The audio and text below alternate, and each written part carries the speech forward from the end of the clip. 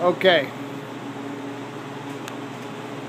I took out a 4-cylinder and installed a 5.2 Dodge in my Jeep Wrangler. As you can tell, it's been a task. There's the old motor there. So I had to do a lot of bypassing to be able to get this thing installed.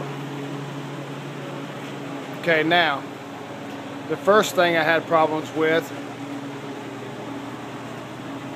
was the crank sensor. I changed out the intake and put a carbureted motor. It came out of a 98 Dodge Ram 4-wheel drive. I wanted it carbureted. So the distributors that I had to deal with are these.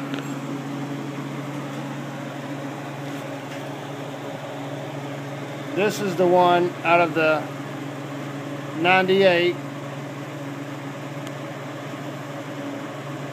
and this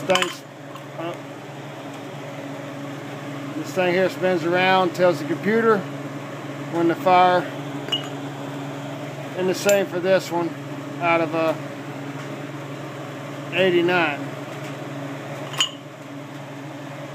However, I like old school. I worked on it forever.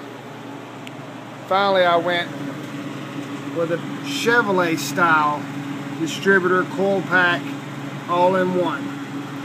About $250 at Summit. Didn't want to spend it, but I ended up spending it anyways. There's the original coil for the Jeep. There's the original coil for the 89 Dodge. I was able to bypass the computer completely to make the motor fire. Now, the alternator has 3 wires. This one goes to the battery.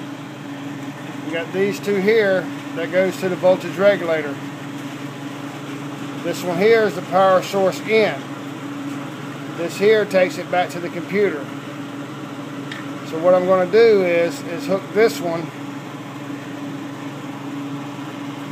to this wire here. So I'm going to bypass the computer again by hooking the voltage regulator output to the battery, the wire that goes to the battery itself. Then all I need is my ignition wire hooked here, and it bypasses the computer completely. I've been working on this thing for about a week now, getting this motor put in. A lot of bypassing.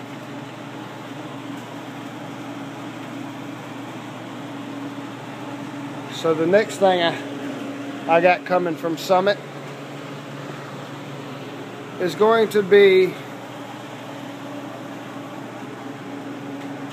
the fuel pressure regulator bypass.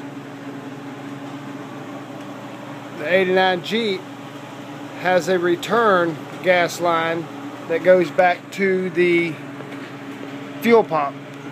And it's down in here somewhere. I don't see it right now, but it's 2 of them like this. And if you bypass that, it will burn up your fuel pump. It has to keep running on this year model Jeep.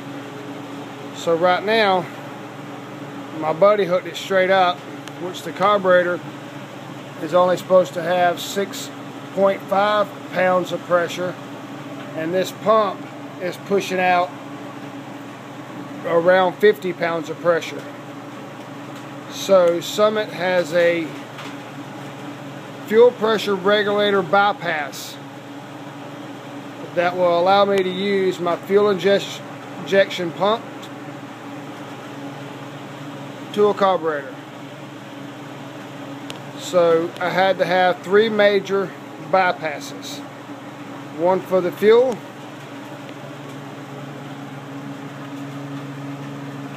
the distributor, and the alternator. That's how you put a new motor in an older vehicle.